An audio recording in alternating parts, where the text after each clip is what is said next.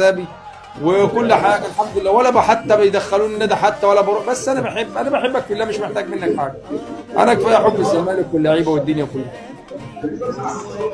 ما بتلاقيش في البلد عندك؟ انا شفت لك فيديوهات كده على التيك توك، وانت تيك توك، وانت توك توك، وشفت لك فيديوهات كده جميله برضه للزمالك وفي الشارع. ما بتلاقيش مضايقات من الجماهير الاهلي عندك مثلا كده في البلد؟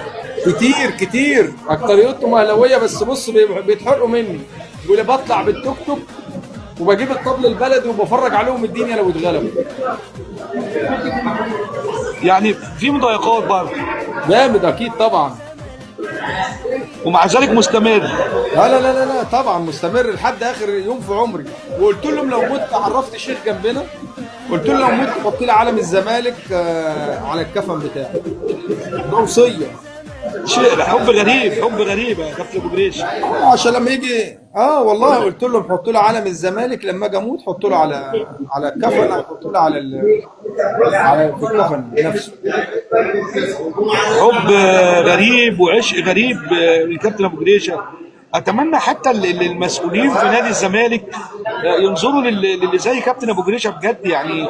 يا عم انا والله متاكد انتوا تذكره بتحبوا حتى الزمالك باخدها، اكتر من مسكين الزمالك. ولا تذكره حتى بيجيبوها لي دعوه حتى. انا عارف والله، انا عارف.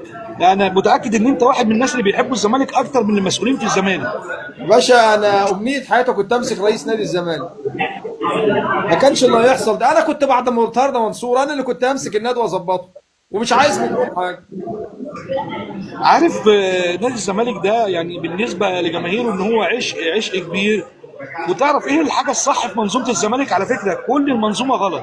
الحاجه الصح في منظومه الزمالك جماهيره ورقم واحد. رقم واحد، وجماهيره هي الصح. بقيه المنظومه غلط.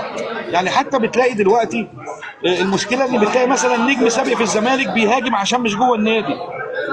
لما المجلس ده هيسيب الزمالك هتلاقيه بيهاجم. نفس القصه مرتضى منصور حاليا بيهاجم مع انه كان بيتهاجم. فيعني للاسف